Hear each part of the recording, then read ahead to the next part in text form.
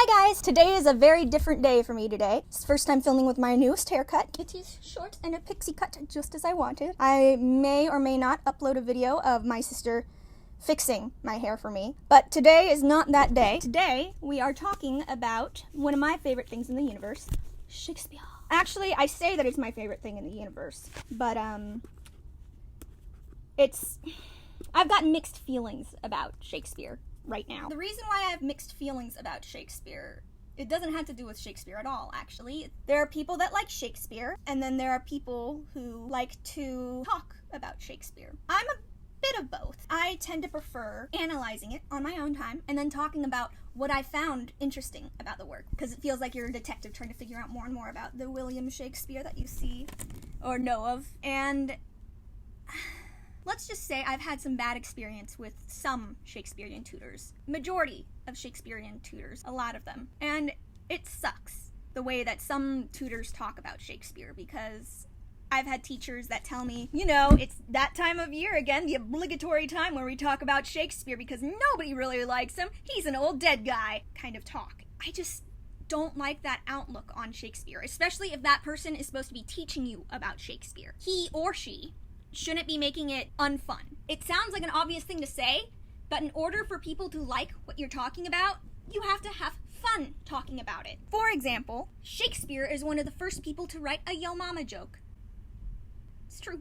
The first written proof of a yo mama joke was in Titus Andronicus. Fool, what hast thou done, that which thou canst undo? Fool, thou hast done our mother in. Fool, I hast done thy mother. Or something along those lines. I think I got that right. There's just so much that I love about Shakespeare. And I hate it because I've had teachers try and outdo me on how much I like Shakespeare. You think you know Shakespeare. Hold on, I need glasses for that. I know I have them somewhere.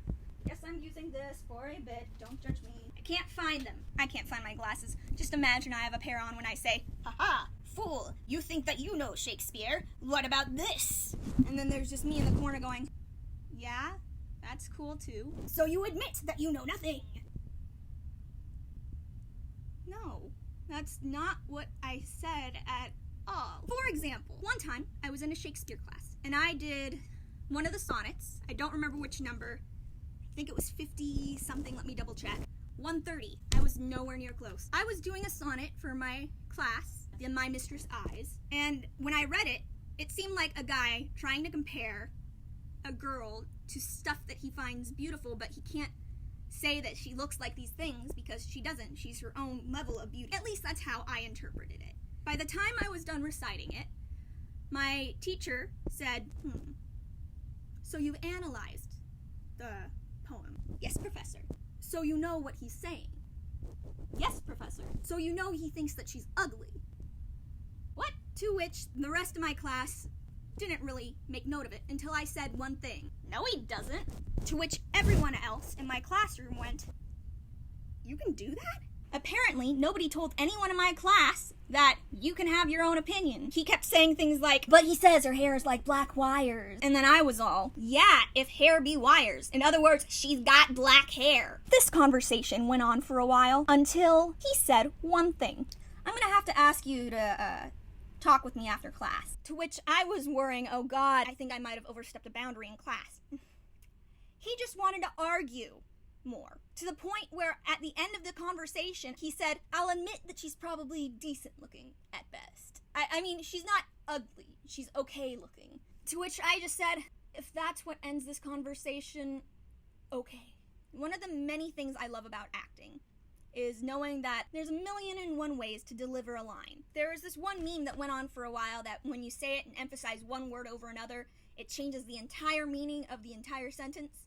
The phrase was, I never lent her that money. Now, the reason why I bring up this is because it depends on which part you emphasize that makes it, have a completely different meaning. For example, I never lent her that money means that I didn't lend her any money. Somebody else may have, but not me. I never lent her that money, meaning I lent her money, but not the money that you're talking about right now. I never lent her that money. I never lent that person that money, but I lent it to somebody else. I never lent her that money means I could have lent her something, but not money. And the list goes on. It all depends on how you emphasize the words. That's one of the things that I love about Shakespeare.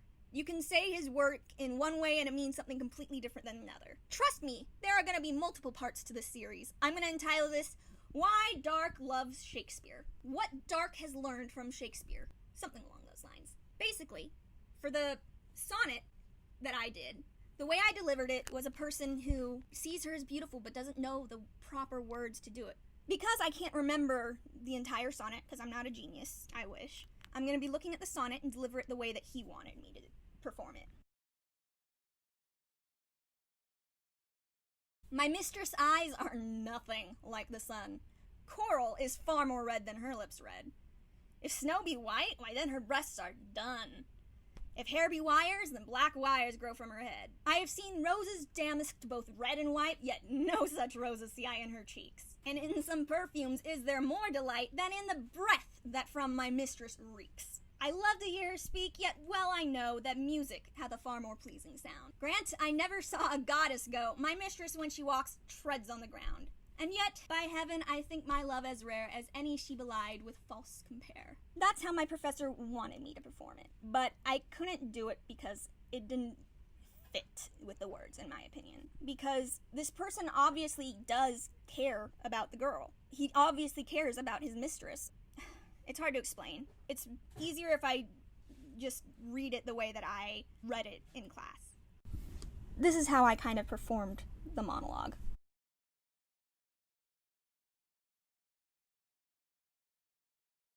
My mistress' eyes are nothing like the sun. Coral is far more red than her lips red. If snow be white, why then her breasts are done. If hair be wires, black wires grow on her head. I have seen roses damasked both red and white, yet no such roses see I in her cheeks. And in some perfume is there more delight than in the breath that from my mistress reeks. I love to hear her speak. Yet well I know, music hath a far more pleasing sound. I grant I never saw a goddess go. My mistress, when she walks, treads on the ground. And yet, by heaven, I think my love as rare as any she belied with false compare.